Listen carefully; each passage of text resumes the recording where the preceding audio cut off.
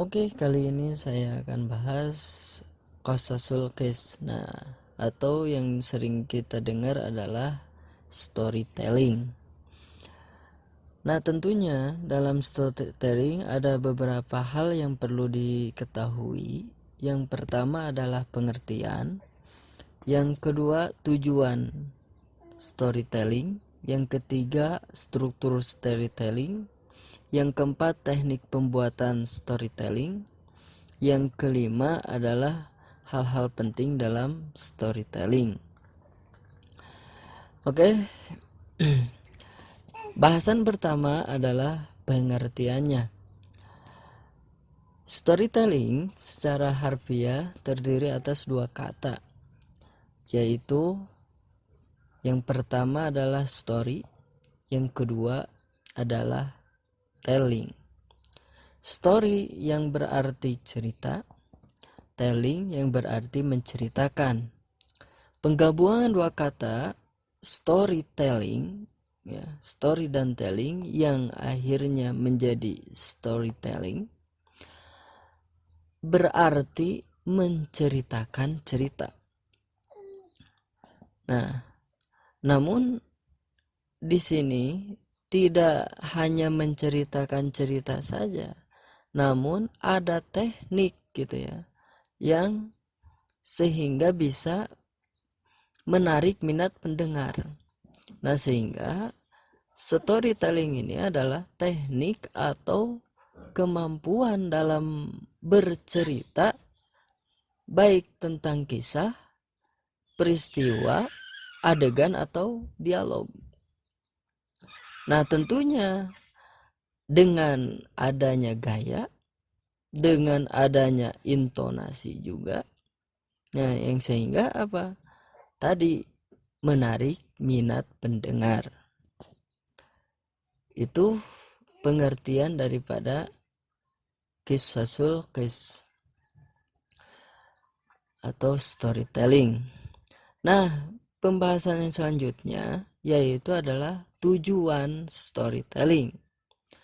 Nah, tentunya ketika kita akan melakukan sesuatu pasti ada tujuannya gitu. Kita misalkan mau bercerita, kalau tidak ada tujuan tidak akan bisa terlaksana dengan baik gitu. Nah, tentunya di sini supaya terlaksana dengan baik perlulah adanya tujuan. Nah, tujuan daripada storytelling adalah satu, menarik perhatian target atau pendengar. Nah, ini berarti bagaimana pembawaan kita, apakah menarik perhatian pendengar atau tidak gitu. Yang kedua, dapat selalu diingat oleh target atau pendengar. Nah, ketika kita bercerita tentang si kadang sang kuryang misalkan, atau tentang arroi wadibu, yaitu tentang pengembala dan serigala dan sebagainya. Nah, itu apakah dapat diingat cerita tersebut ketika kita memperdengarkan kepada mereka atau tidak? Nah, itu tergantung daripada yang menceritakan. Nah, selanjutnya menciptakan suasana senang. Nah, menciptakan suasana senang artinya jangan misalkan terus menerus keadaannya tegang, jangan misalkan terus menerus keadaannya sedih. Nah, artinya harus ada istilahnya waktunya santai, waktunya tegang, waktunya senang gitu. Itu harus diposisikan. Yang keempat yaitu memberikan pengalaman baru dan membanggakan wawasan pendengar.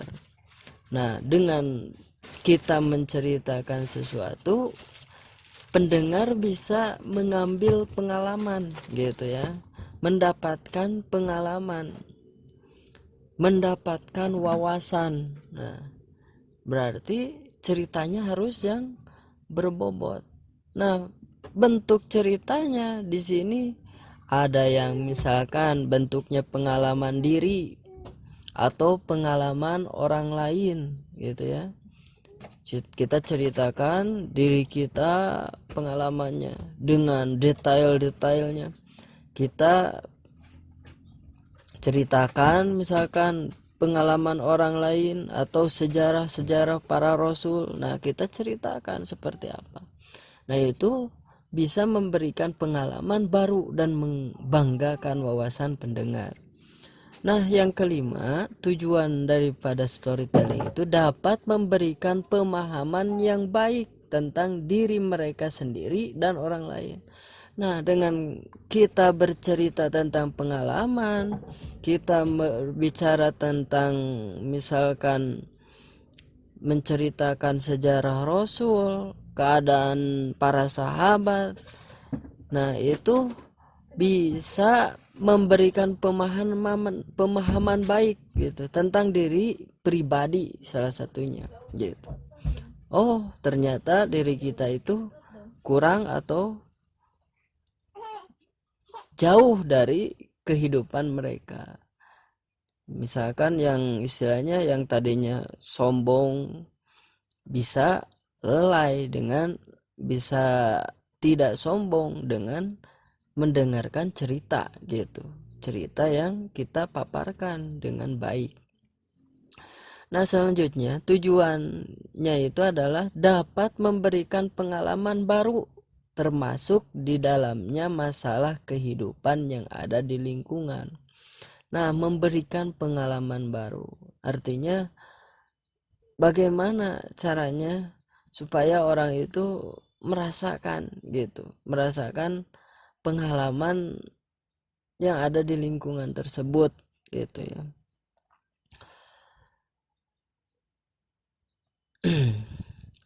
Yang selanjutnya adalah tujuan gitu. Tujuan daripada storytelling itu adalah menanamkan nilai-nilai budi pekerti. Nah, dengan adanya storytelling gitu, dengan adanya kita bercerita itu bisa menanamkan nilai-nilai budi pekerti, terutama untuk diri yang berbicara, umumnya mah untuk siapa? Untuk yang mendengarkan. Nah, itu kita makanya harus mengolah gitu, mengolah bahasa untuk menceritakannya. Nah, selanjutnya dalam storytelling itu ada strukturalnya gitu, struktural storytelling. Nah, di sini ada 3. Yang pertama adalah orientasi, yang kedua adalah konflik, yang ketiga adalah resolution atau penyelesaian. Orientasi adalah yang berisi dengan pesan atau peninjauan tentang informasi ya, peninjauan tentang informasi. Informasi seperti apa? Misalkan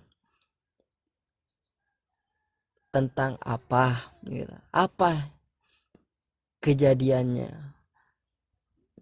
Terus siapa pelakunya?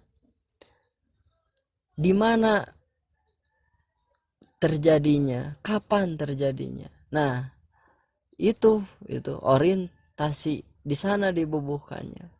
Lalu struktur kedua adalah konflik. Nah, kalau konflik di sini ketegangan atau pertentangan dalam cerita gitu. Dalam cerita baik itu misalkan dalam drama, kalau misalkan semuanya baik terus gitu, nggak ada istilahnya orang yang buruknya. Nah, itu nggak akan terjadi akan sedikit kurang menariknya gitu. Misalkan sedih terus. Nah, makanya di sini ada pertentangan dalam cerita. Nah, pertentangan dalam cerita ini ada beberapa, yaitu pertentangan antara dua kekuatan yang tadi, misalkan yang satu orang yang lemah, yang satu orang yang kuat. Nah, seperti itu bisa dijadikan cerita. Ada orang kuat yang sombong, misalkan ada orang lemah yang eh, baik hati misalkan. Nah, itu kita ceritakan, diolah dengan sebaik-baik mungkin gitu. Terus ada pertentangan dalam diri atau tokoh gitu, satu tokoh gitu maksudnya. Itu pertentangan itu bisa terjadi pada diri kita gitu. Misalkan yang diceritakannya itu adalah diri kita. Kita merasa bingung bagaimana supaya misalkan, kalau misalkan milih ini akan seperti apa, milih ini akan seperti apa. Nah, itu bingung memilihnya. Nah, itu adalah pertentangan dalam diri satu tokoh gitu. Nah, yang diceritakannya itu merasa bingung gitu dalam hatinya, itu salah satunya. Nah, terus pertentangan antara dua tokoh. Nah, pertentangan antara dua tokoh seperti tadi, yang misalkan ada yang satu yang baik hati, yang satu yang iri dengki. Nah, itu diolah dengan bahasa yang menarik gitu dan intonasinya. Nah, mungkin yang suka nonton Indosiar biasanya ada film yang drama yang istilahnya pertentangan antara dua tokoh, dan bahkan banyak lagi di tempat-tempat lain mungkin ya. Nah, yang ketiga, struktur storytelling itu adalah resolution,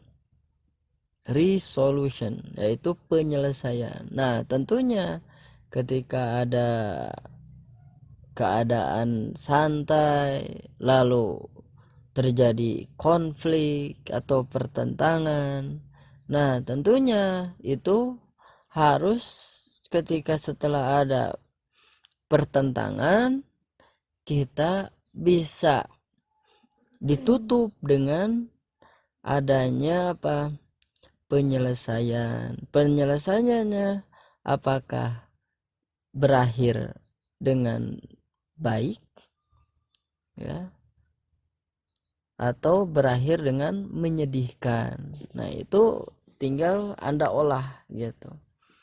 Nah, untuk sementara waktu saya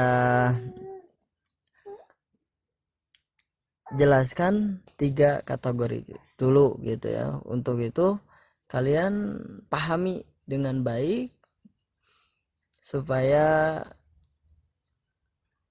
membuat storytelling ini bisa mampu diaplikasikan gitu oleh kalian nantinya. Nah, yang pertama pengertiannya dulu, pahami, lalu tujuan storytelling, dan yang ketiga adalah struktural. Nah, yang belum dijelaskan adalah teknik dan hal-hal penting dalam storytelling. Nah, itu insya Allah pada pertemuan berikutnya. Terima kasih. Assalamualaikum warahmatullahi wabarakatuh.